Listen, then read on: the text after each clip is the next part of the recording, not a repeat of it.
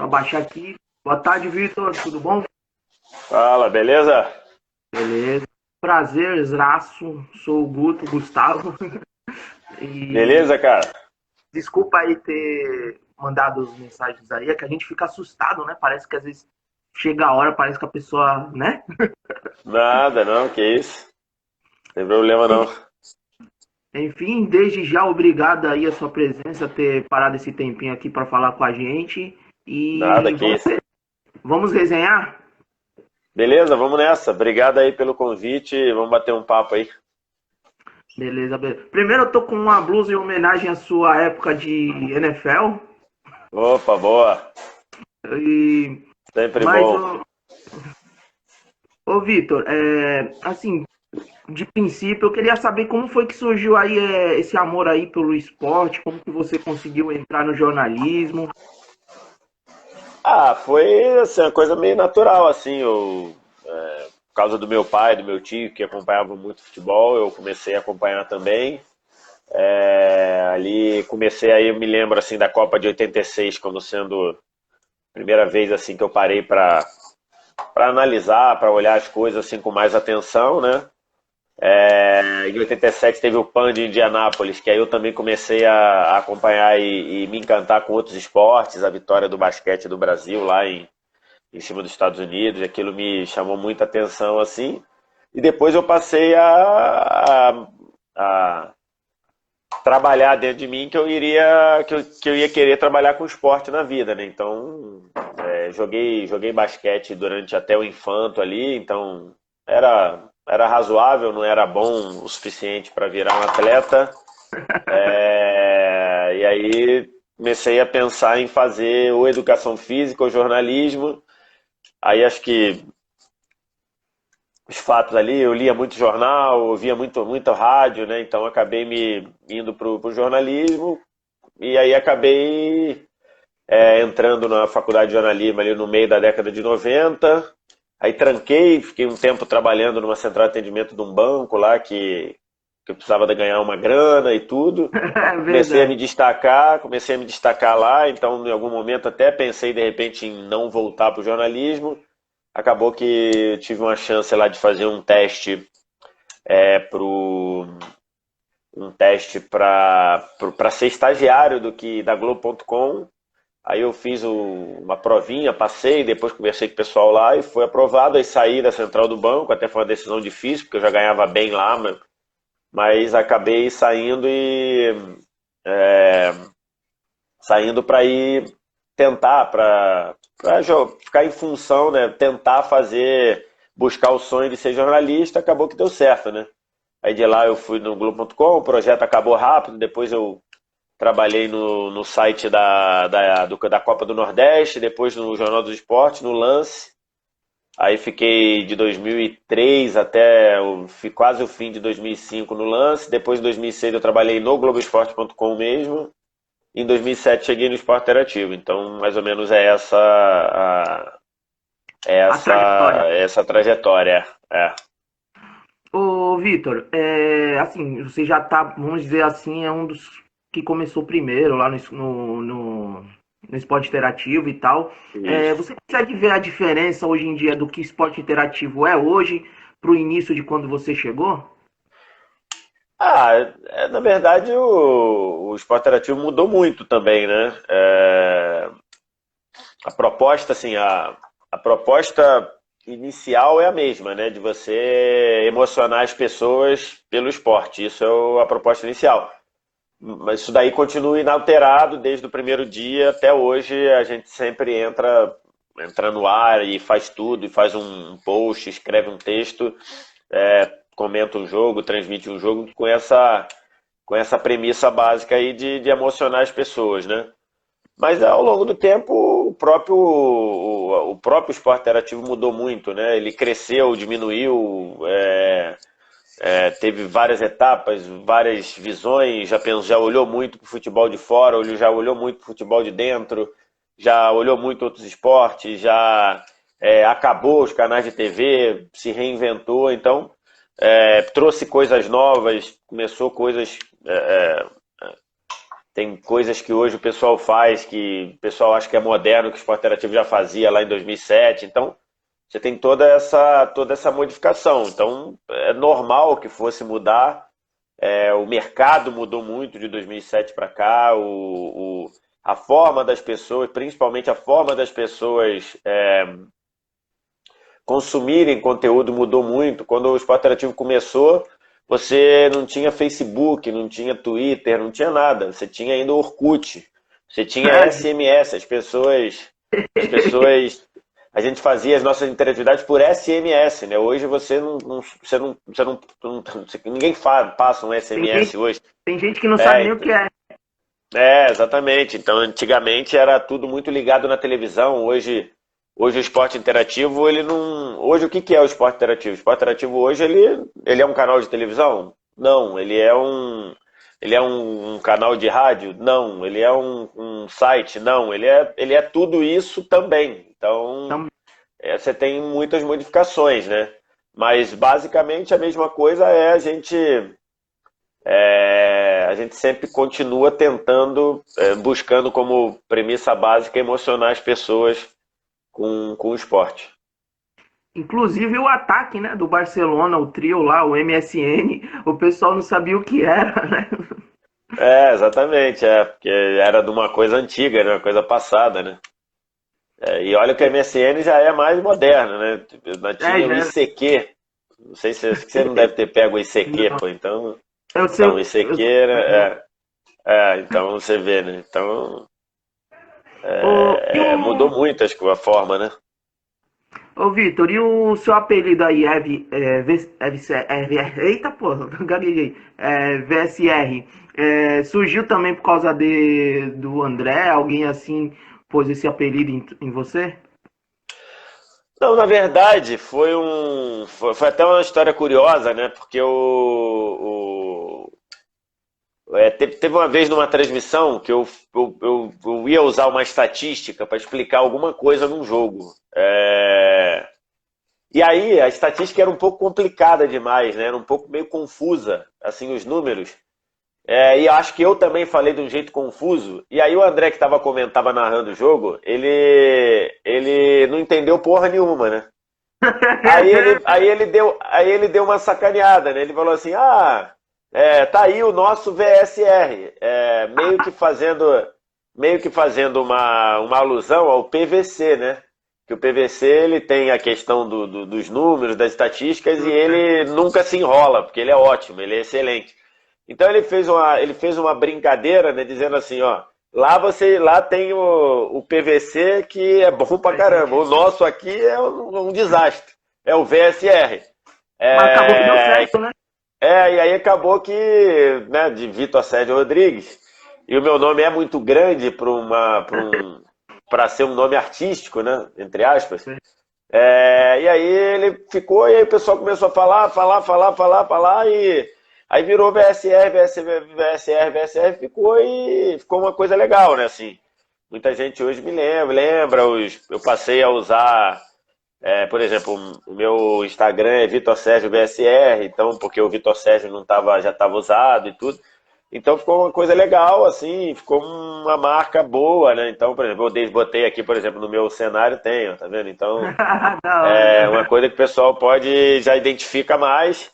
É curioso que a gente está com esse negócio do coronavírus aí, né? Essa pandemia e tudo. E tem uma síndrome respiratória que se chama VSR, que é uma doença. Deixa eu só ver aqui certinho o que é. É uma doença respiratória, inclusive. Quer ver? É o vírus sincial respiratório. Nossa. Que o nome é VSR, né? Então aí é curioso. Teve uma vez que Teve uma vez que eu tava com meu filho pequeno, eu acho. E aí ele tava com algum problema respiratório aí a gente foi no médico, aí o médico falou VSR. Aí eu achei que ele tinha me reconhecido, mas não, ele tava pensando, tava com suspeita que meu filho tivesse com VSR, mas não era, não tava, graças a Deus. Mas foi um troço curioso, né? Ô, Vitor, tem uma das perguntas aqui, o pessoal na caixa aqui de mensagens, eles perguntaram se você tem algum arrependimento de algum comentário, assim, que você já falou. Ah, cara, tem muitos, assim, tem muitos comentários né, se você for olhar, assim, o quanto eu já entrei no ar, seja em programa, seja em entrevista, seja em comentando o jogo, então é muito, tipo assim, a gente fala muito, né? A gente fala muito em quantidade, então tem muita coisa, a gente fala muita bobagem também, muita besteira. Então tem muitas coisas que eu falei, assim, muitas análises que eu fiz que eram péssimas, assim, muito ruins, que na hora acho que fazia sentido e outras, e depois a gente vê que não fazia. Então, por exemplo, só para lembrar uma, é, quando o Guardiola estreou no Barcelona, o Guardiola só tinha uma temporada no Barça B e tudo, ou seja, ele não tinha pouquíssima experiência. E ele estreia perdendo para o Numancia, por 1-0, eu acho. Primeiro jogo dele no Campeonato Espanhol. E aí eu botei, puta, acho que o Guardiola tá queimando etapa, porra, não tá muito cedo para ele assumir o Barcelona, não sei o quê. Aí o cara fez uma tríplice coroa na primeira temporada, então,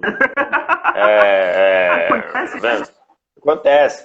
Quando o Palmeiras contratou o Fernando Praz, por exemplo, Palmeiras contratou o Fernando Praz, já tinha uma idade, né? O Fernando Praz não era garoto e já saiu ganhando limitado. muita grana, saiu ganhando muita grana, então aí eu botei, cara, e o Palmeiras também na época não estava numa situação financeira que está hoje, tudo, eu falei, pô, cara, é Acabar um de cair pra movimento, segundo. exatamente, ele sai do Vasco para ir jogar a segunda divisão no Palmeiras e tudo, e aí eu falei, pô, o Palmeiras, essa jogada do Palmeiras aí, eu não sei nem se ele é melhor. Quem tava lá era o Bruno, que era horroroso. Então, assim, já falei algumas merdas grandes, assim, mas esses erros, assim, eu não acho que seja problema, né? Eu tenho certeza que eu acertei muito mais do que eu errei, né? Por exemplo. Então, acaba que fica normal, né? Fica tranquilo. Você falar, por exemplo, uma coisa que eu acertei foda, assim, que é foda que eu acertei. Quando acabou a Copa de 2014, eu fiz uma aposta com um amigo, até publiquei isso no Twitter. Eu falei assim, ó, vamos fazer uma aposta para vamos fazer uma aposta para 2018. Eu só quero 2 seleções, você fica com as outras 30. Aí ele falou, pô, na hora. Aí Da eu, aí eu hora. escolhi, aí eu escolhi Alemanha e França e ele ficou com as outras 30. E aí a França foi campeã do mundo. Então, tipo assim, eu já acertei também. Quase que se É, ferra na Alemanha. não, mas aí é normal, é normal. Então, tipo, acertei também. Então, mas dessas não. Mas me arrepender, tem até uma história que eu contei no meu canal no Facebook. Assim, hoje eu me arrependo e hoje. Não é que, assim, não sei se me arrependo é a palavra certa, porque acho que aquilo foi importante para o meu amadurecimento, para eu me tornar o profissional que eu sou hoje. Mas o caso lá do Adebayor, que eu exagerei demais criticando ele, assim, não é que eu exagerei criticando, eu desrespeitei ele. Acho que as críticas que eu fiz a ele eu continuo fazendo. Eu nunca achei o Adebayor um grande atacante e tudo. Ele sempre achei ele um atacante meio enrolado, Grosso. limitado e tudo. Mas as minhas críticas a ele passaram da linha do respeito, né? Então eu poderia ter criticado ele, ter dado a minha opinião, e aí eu passei para a linha da falta de respeito. Então isso, por exemplo, eu não vou dizer que eu me arrependeria, porque acho que isso foi importante para a minha formação, mas eu passei a não fazer mais, né? Eu usei esse episódio como uma coisa para melhorar, Aprendizado. então para mudar. Então, isso foi um caso legal, assim. Quer dizer, que terminou legal, né? Não foi legal, mas terminou legal. E, e assim, o mundo hoje em dia, tu deu uma pincelada ali, falou do Covid.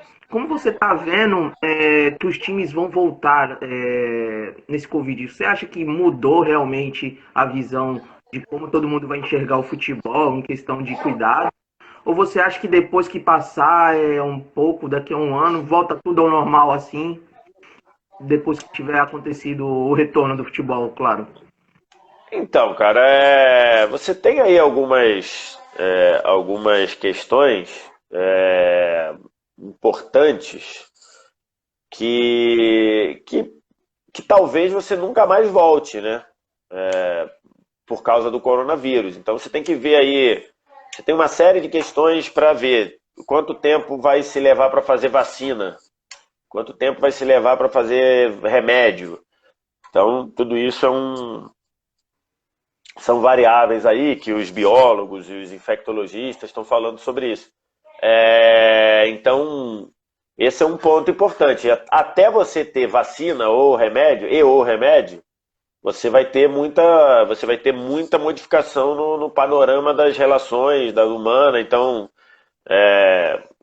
lá na Holanda, o ministro do esporte da Holanda, quer dizer, o ministro da saúde da Holanda falou que acha que não voltará a ter jogo na Holanda com portão aberto até você ter vacina ou remédio.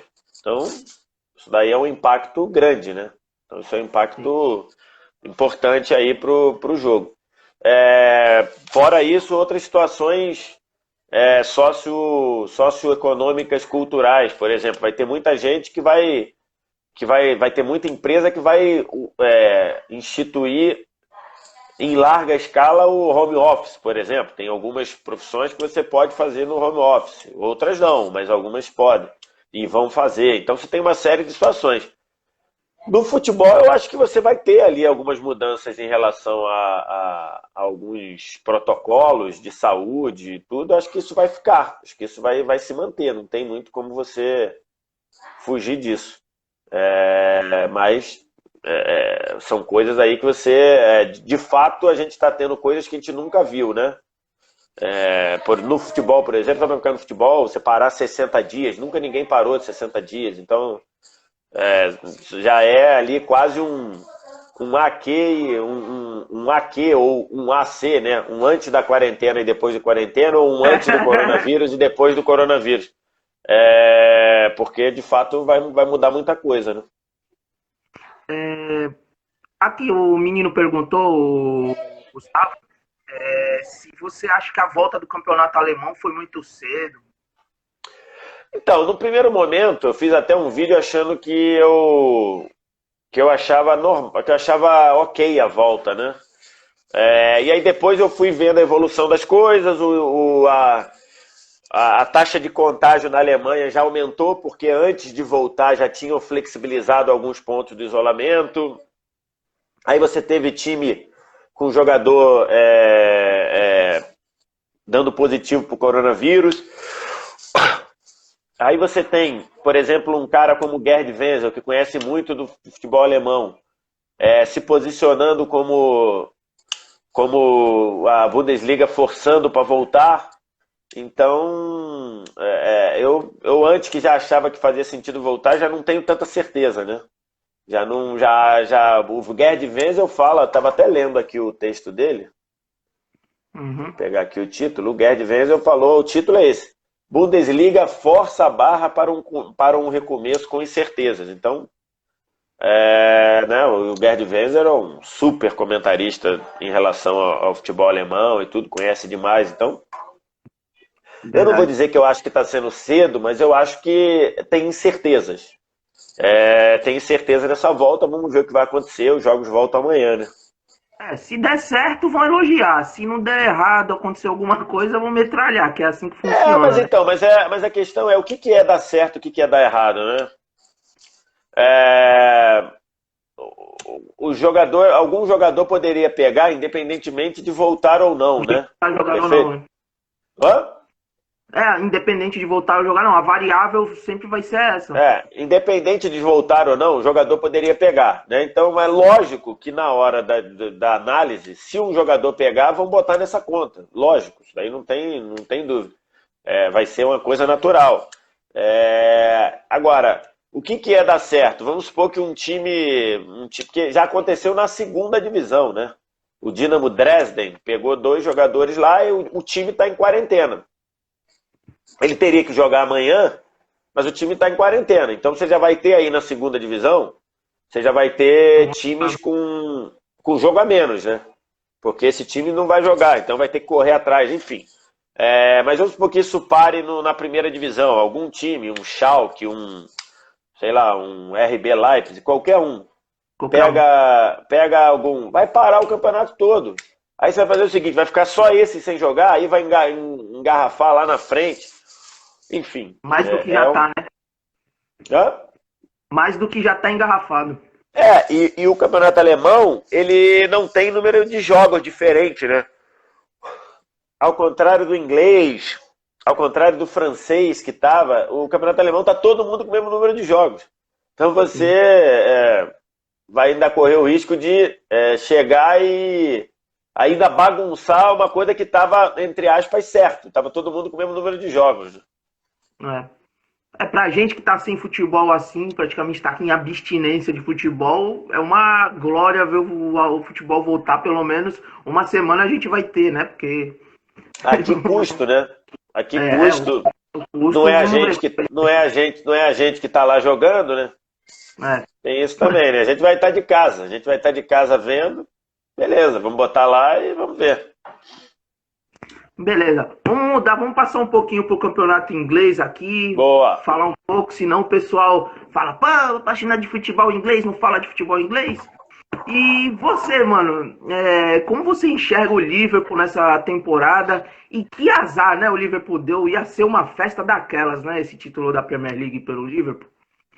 Eu acho que pode ser uma festa. Quer dizer, não vai ser uma festa muito grande, porque se acabar mesmo ali no meio de julho, eu acho que não vai estar liberado para fazer festa lá, não vai estar liberada aglomeração, né? Mas então acaba sendo ruim, né? Lógico.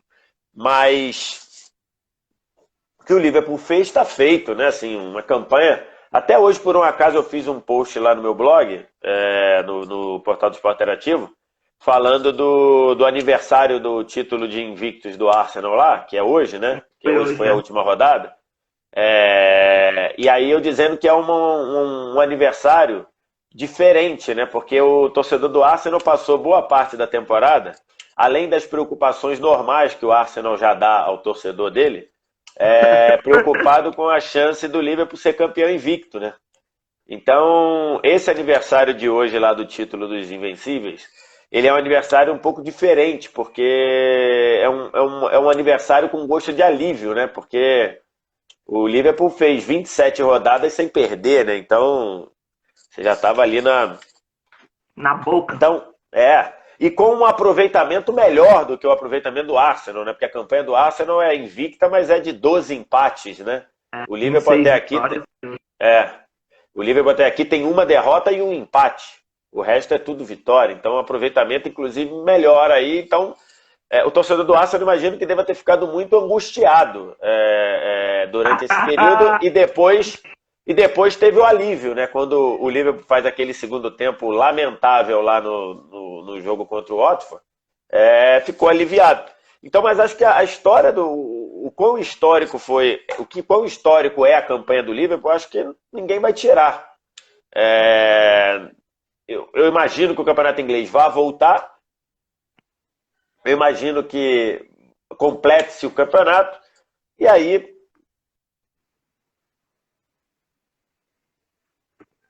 o senão de ter sido com o portão fechado, o senão de repente você não fazer a festa que um título inglês depois de 30 anos mereceria. Mas o merecimento do título, a qualidade do título, eu acho que ela é inquestionável, né? Um time que sobrou aí da forma que e está a 25 pontos do... É 25, né? Agora me fugiu, mas acho que é 23 ou 25, porque tem um jogo a menos, o City. Enfim, exatamente. Tem 20 pontos em cima de um City do Guardiola aí. Então, mas acho que isso agora é ruim, né? É ruim a situação, né? O Liverpool não tem nada com isso, mas é ruim a situação, né? Porque também, como é que você vai comemorar isso, né? Imagina, o Liverpool confirmado campeão inglês, aí você vai comemorar, tem gente morrendo pra caramba no teu país, e aí você não pode comemorar, você não pode ir pra casa de ninguém, não pode fazer festa. É chato, mas o que importa é a gente ficar vivo, né? Vamos dizer, uma nova visão do mundo que a gente tem hoje em dia, né? Mas há alguns relatos de torcedores do Arsenal, inclusive os ADMs da página, que o Sarr, aquele dia, teve noite de Thierry Henry, né? Pô, aquele dia foi impressionante, né, cara? Porque é curioso, até boto no texto ali, no texto do lado que eu fiz no blog, eu cito isso. O Liverpool, ele vinha decaindo já, né?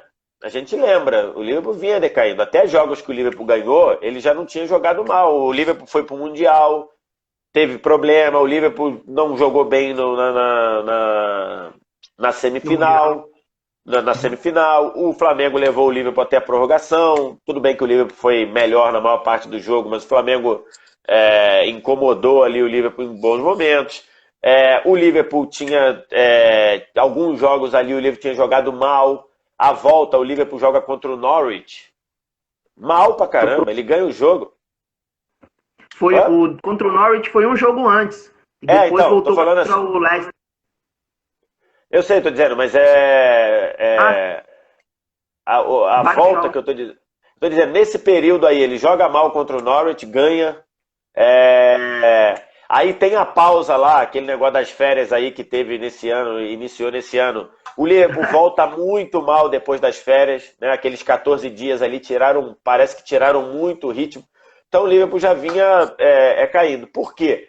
Porque quando você fica muito tempo invicto, o pessoal falava muito isso do Chelsea, do Chelsea que não perdia em casa, né? Você lembra aquele período ali? Né? O Chelsea que nunca perdia em casa com o Mourinho e tudo. Jogadores falaram isso, alguns jogadores brasileiros falaram isso também, que você ia ficando muito tempo em... O VSR, sabe quem perdeu a invencibilidade nessa época? Foi o Chelsea do Filipão, né? Filipão, foi o Chelsea do Filipão, acabou na mão do Filipão, é verdade.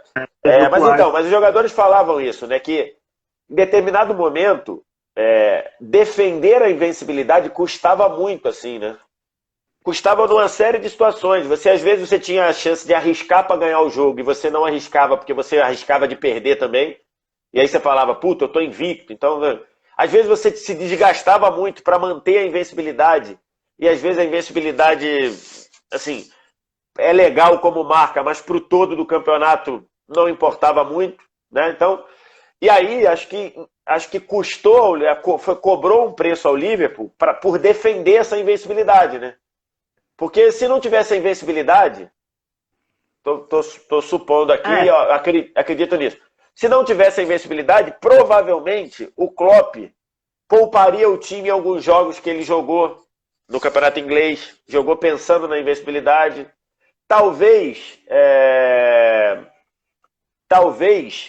ele não tivesse caído na Champions. Não sei, estou aqui colocando. Mas custa você defender a invencibilidade, entendeu? E isso custou para o Arsenal de 2003, 2004, não custou no inglês. Mas custou na Champions, por exemplo. Eu escrevi isso no texto, né? Custou na Champions. Porque, você pegou um Chelsea que foi vice-campeão inglês pro Arsenal com, acho que 10 pontos de vantagem, e você é eliminado pelo Chelsea na Champions, né? Por quê? Porque você está jogando com a corda esticada no inglês, talvez defendendo a invencibilidade. Então é muito custoso isso. Talvez para o Liverpool, já que ele perdeu a invencibilidade, talvez para o Liverpool fosse melhor ter perdido a invencibilidade antes. Que talvez ele tivesse vivo, na Champions League ainda, entendeu? Porque custa muito você defender a invencibilidade. Às vezes o cara fala, não, o jogador tem toda hora esse discurso. Não estamos preocupados com isso. Se ficar, mas às vezes é uma coisa até do inconsciente, né? E para quem via os jogos do Liverpool, via que o desgaste era muito grande. Eles venciam muito jogos por 1-0. Muito grande, desgaste muito grande. Aí começou a ter lesão, aí o Fabinho machucou, aí o Van Dijk foi pro Mundial mais ou menos, aí o Matip machucou de novo, aí o Keita machuca toda hora. Então, o Wijnaldum baleado. Aí começou a juntar tudo, cara. Né? Teve uma pergunta aqui. Você acha que o Marcos Barão, você acha que o William vai renovar pro Chelsea ou vai procurar outra equipe? Cara, porque agora também tem o seguinte, né? Agora tem o cenário aí de paralisação, de pandemia, de coronavírus. Mudou tudo também. Mudou tudo. Agora as pessoas vão ter muito cuidado antes de tomar uma decisão, tipo trocar o clube que você já conhece e tudo. Desculpa, mas o cenário antes da parada era que o William não ficaria no Chelsea. Inclusive, ele deu uma entrevista dessa para o Mauro Betti num dos dias de Champions lá, naquele dia que acho que ele não jogou, que ele imaginava que fosse jogar.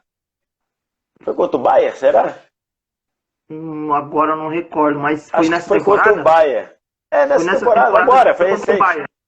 Foi Não, contra o então, foi Bayern. contra o Bayern, mas eu acho que ele não joga ou ele é substituído. Deixa eu ver aqui certinho o que foi. Quer ver? Deixa eu só dar uma pesquisada aqui. Mas É então, aí assim, depois, dúvida não aí, de- fica. aí depois ele entrou ao vivo lá com o. Quer ver? Aqui, ó. Tá a escalação.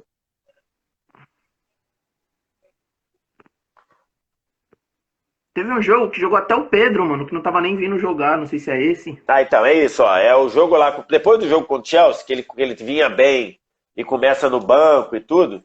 E depois do jogo ele entrou ali, deu uma entrevista pro Mauro Betting, muito insatisfeito, claramente insatisfeito, e dando a entender que não ficaria. Dando a entender, claro, que não ficaria. Agora, aí vem pandemia, vem isso, vem aquilo.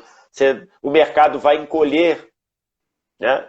O mercado do futebol vai encolher. O futebol, né? O que você pagava, você não vai pagar, você não vai contratar mais. Os contratos que forem renovados vão ser renovados num patamar diferente. Então aí eu não sei se ele vai fazer isso, né? Beleza. Eu queria propor um desafio aqui que eu sempre falo com o pessoal que vem. Se você topar montar a seleção dos caras que você viu jogar, de preferência na Premier League, né? Na Premier League, vamos lá. Goleiro, Você vai me ajudando aí. vamos. Goleiro, Peter Cech, Cara, goleiro eu acho que é o Schmeichel, não? Schmeichel. Acho que é o Goleiraço. Schmeichel. É. E seu Schmeichel. esquema? Seu esquema, 4-4-2. Pode 4-3-3? ser 4-4-2, né? Que é o mais tradicional. 4-4-2. Beleza. Então eu acho que é. Vamos lá. Gary Neville. Ferdinand. Tem Campbell, Ferdinand. Terry, eu Vini, acho. Ferdinand, Terry. Acho que Ferdinand, Terry e Ashley Cole. Aí por dentro. Por dentro é difícil, cara. Tem muita gente. Sabe por que eu falo isso? A gente tem um podcast que a gente tá fazendo esse desafio. Cada semana a gente fala os dois zagueiros, os dois laterais, os meio-campos. E é muito nome. A gente vai olhar depois. Então, olhar todo o período Premier League. Enfim, é complicado. É complicado porque eu vou deixar o Gerrard fora, porque ele não ganhou a Premier League. Foi uma das pautas que falaram. Que... Eu vou deixar ele fora, porque o fato de não ter ganhado, eu acho que vai deixar, mas vamos lá. Scholes, Lampard, Scholes e Lampard por dentro. Tem muito. Cristiano Ronaldo e Giggs nas pontas. E aí eu deixo o Beckham fora, né? Mas Cristiano Ronaldo e Giggs na ponta. E acho que na frente, cara, eu vou botar Bergkamp e Henry. Acho que é isso.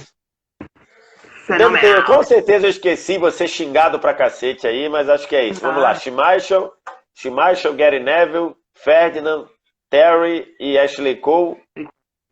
Cristiano Ronaldo, Scholes, Lampard e Giggs. Henry e Bergkamp. Acho que é isso. Mas aí tem muita gente fora, né? Não, tem muito. Eu mesmo, a gente montou no 4-3-3. O meu time eu coloquei o Roy Keane, o Fábregas e o Beckham. Pô, e na frente? Na frente foi Thierry Henry, Agüero, tipo, dos que eu vi jogar, né? Thierry Henry, Agüero e Cristiano Ronaldo. Então, poderia tirar por exemplo, deixamos o Rooney fora, né? O Rooney Poderia tirar o Bergkamp, botar o Rooney Ou tirar o Bergkamp e o Rooney e botar o Shearer, né? Que até hoje é o maior artilheiro, não é? Ainda é, não Isso, é? ainda Ainda é. é. O Harry Kane ainda tá chegando, tá chegando. Se parar de se machucar, ele Não, Harry chega. Kane? Harry Kane É, ou o Agüero? os dois estão perto. Ah, tá, é. Mas eu não imaginava que o Harry Kane já tinha tanto assim, não. Tá, tem quase cento e poucos gols já. É? Pô, legal, É. eu não tinha. E olha que ele machuca pra cacete, né? O Vitor aqui, o De Bruyne tinha que estar nessa. Não, da história, não sei, cara. Não sei, acho Davi que. Silva, Yaya Touré, Fernandinho. Não, mas podia, porque eu tô pegando, né? Porque eu acompanhei, assim, eu acompanho Premier League um pouco mais, né? Por exemplo, eu me lembro da de. Começou em 92, 93, né? Que aí ganha o primeiro, quem ganha é o United, né? Não é isso? Isso. 93, o United. Por exemplo, eu me lembro muito da de 92, que o United perde pro Leeds assim no limite, né? Ele perde pro Leeds na última rodada ou na penúltima rodada. Então eu me lembro bem assim na era pré. Então acompanhando aí tudo, você tem que olhar nessa, por exemplo, o Roy Keane era um cara que eu ia pensar, mas acho que entre ele aí, se eu falar no Roy Keane, eu acho que eu olho muito para trás, né? Então tem que olhar um pouco mais nesse século. É por isso que eu já boto o Lampard ali. O Fernando Vieira. aqui citou, Fernando citou Gilberto Silva, o Gilberto Silva tinha o Vieira, né? Então é muita gente, cara. É muita gente. É muita Então, gente. mudando um pouquinho de assunto, vamos falar de Champions League. É, e essa emoção é diferente mesmo? Você que esteve lá em loco, é diferente ver um jogo pela Champions League, meu querido VSR? Ah, é, né? Claro, pô.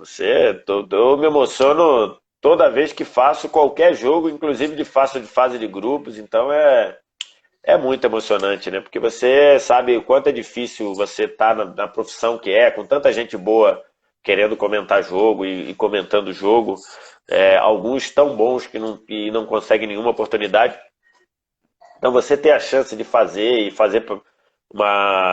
um torneio como a Champions League para todo o Brasil desse jeito assim, então é muito emocionante sempre. E você ver isso de perto e estando lá e participar das finais, tocar música é muito emocionante sempre, porque é a nossa Disneylândia, né? Quem gosta de futebol tem na Champions League o que uma criança É. tem quando vai lá para os parques da Disney, né? E, tipo, e o Zico era fodão mesmo, tá do lado dele, assim? Que, tipo, Ah, olha. né? Porque. Primeiro que ele é meu ídolo, né? Assim, sempre foi meu ídolo. E segundo que ele é uma pessoa, assim, espetacular, né? Então ele te trata, assim, como se você fosse igual a ele, como se você também fosse um ídolo do futebol, que tivesse jogado pra caramba. Então sempre foi legal. A gente. Sempre foi muito importante pra mim trabalhar do lado dele. E até tive que me segurar em algumas coisas ali para não parecer um fanzão lá, em vez de um colega de trabalho, né? Um colega de profissão. Ô, VSR, deixa eu perguntar aqui, que é uma das perguntas que mais estão fazendo aqui. Se eu não perguntar, depois vão me xingar. Tem a live, não pergunta, nananã. É, qual o jogo mais emocionante, assim, que você se recorda ou que tem mais emoção especial pra você? Ah, tem muito, cara, assim, mas, por exemplo, tem um jogo que é da Premier League que é muito emocionante, que foi um jogo que eu comentei, assim, que eu acho que eu comentei muito bem, porque eu fui lendo tudo o que estava acontecendo no jogo antes e tudo foi o 4-4 do Liverpool com o Arsenal, né? Aquele jogo dos 4 gols do Arshavin, que o Arshavin faz 4 gols, é. Melhor. Esse jogo foi muito coisa. Pô, dentro da Liga dos Campeões tem vários, né? Tem o 6-1 lá do Barcelona, tem o 4-0 do Liverpool, que eu comentei também. É, a final de 2015, que foi minha primeira final no estádio. Então você tem muitos jogos legais, assim, que a gente fala e, né? Então, e coloca. E tem jogos também que assim que você fala assim, tem o jogo da Copa Verde, né, Cuiabá e Remo, que foi um jogo espetacular. Então, é um jogo assim, tem muitos jogos emocionantes assim que eu valorizo muito, seja qual for a competição. Legal. Pra gente aqui finalizar aqui, né, o VSR. E, tipo, você comentou vários esportes, várias modalidades diferentes. inclusive foi para a Olimpíada. Tipo, são emoções diferentes, assim, narrar outro esporte. Como eu falei para você no início, você fez pitacos da NFL, mas é legal, assim, é diferente uma Olimpíada, uma Champions League, uma Copa do Mundo. É porque eu gosto, né? Então, pra mim é muito legal, porque eu gosto, mas tem muito jornalista que só gosta de futebol, não gosta de outros esportes, então depende da pessoa. Pra mim vale muito, assim, porque eu me destaquei mais muito no jornalismo, cobrindo outros esportes, cobrindo, por exemplo, no lance lá, eu cobria vela e ginástica, por exemplo. Eu gosto assim,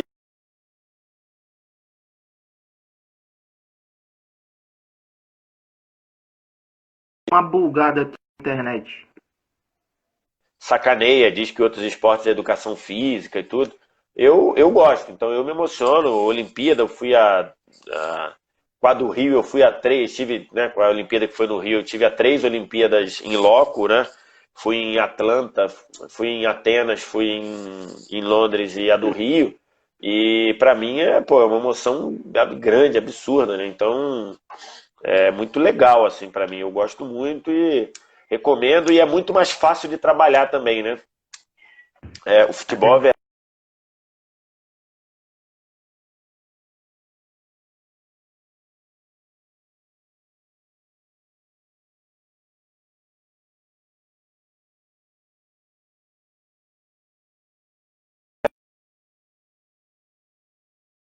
no futebol, qualquer jogador que faz um gol no clássico já quer falar com o assessor e tudo, então tem muito babaca, muito jogador babaca no futebol. No esporte olímpico, às vezes você pega o Robert Scheid, que é o maior medalhista olímpico do Brasil, um dos maiores de todos os tempos do mundo, e o cara te trata, você fala, você liga pro cara, você conversa, então para mim assim, é muito mais gostoso trabalhar com o esporte olímpico. Beleza. Para finalizar, só mais um minha só, posso? Claro, Qual foi a personalidade que você viu assim que você tremeu mesmo na hora de falar assim? que eu tremi na hora de falar, cara, enfim, assim, eu nunca pedi para tirar foto com ninguém. Nunca, assim, do meio esportivo, eu nunca pedi foto com ninguém que trabalhando, porque assim, eu não gosto. Tem uma exceção, que foi o Pelé, quando eu tive do lado do Pelé foi o único cara que eu tirei foto na minha vida, que eu pedi para tirar foto. Já tirei foto assim, tô num programa e aí vai alguém, o pessoal tira uma foto para marcar o programa, ok, mas não é uma foto que eu pedi para tirar. A única foto que eu pedi para tirar foi com o Pelé. E eu pensava assim, eu falei que isso foi em 2003. Foi em 2003. E eu perdi a porra da foto, tu acredita, cara? Eu Nossa, perdi, velho. juro. Era Será que uma ninguém foto. consegue achar? Não Não era era, época não era uma digital, né? foto. Não era uma foto. Foi um evento do jornal do que eu trabalhava. E era um evento que o Pelé tava. O Pelé ia lançar alguma coisa lá e aí ele tava. E eu fui fazer. E aí eu pedi para tirar a foto. E quem tirou a foto foi o fotógrafo do jornal. E aí o que ele fez? Ele tirou a foto com a câmera do jornal, a câmera digital, e aí ele me mandou a foto. Antes da foto circular no arquivo do jornal, ele me mandou a foto. E ele mandou pro meu e-mail. E aí, cara, nessa de trocar e-mail, não sei o que, eu perdi o e-mail, eu perdi a foto com o Pelé, cara. E aí eu falei, porra, Pega, é mano. foda, é foda. E aí eu pensei assim, cara, porra, eu vou quebrar isso, eu vou pedir pra tirar foto, porque eu não sei se eu vou estar do lado do Pelé outra vez. E de fato nunca mais tive, né? Nunca mais tive a chance de estar do lado do Pelé. Então, eu acho o Pelé absurdo, assim. Inclusive fico puto da forma como o Pelé é tratado no Brasil. Pelé É. tem que ser reverenciado todo santo dia. Então, essa é a questão. Agora, pô, quando eu encontrei pela primeira vez o Zico, eu fiquei muito coisa, porque o Zico, eu achava, o Zico para mim era como se fosse um herói, né? Um super-herói. É, tem quando eu fui no pré-olímpico de 2008, que eu entrevistei, que eu fui para entrevistar o Nowitzki, foi bem, fiquei bem nervoso, sabe? Quando eu tava do lado do Nowitzki. Porque o cara é um monstro, né? Acho que basicamente assim, esse daí. O Guga também, o Guga é um ídolo que eu tenho, né? Então, fiquei meio assim, mas, por exemplo, já entrevistei o Cristiano Ronaldo na zona mista e levei de boa. Já entrevistei o Neymar em zona mista também, levei de boa. Então, assim, é uma coisa bacana, assim, de ver. Beleza, obrigado, VSR, de coração. Valeu, Espero cara. que tenha gostado aí. Não, valeu, show de bola. resenha. Vamos bater um papo aí. Um abraço pra galera aí que mandou mensagem. Obrigado mesmo. Beleza, valeu, VSR. Sucesso na sua carreira. Enfim, espero te ver logo Obrigado, aí. gente.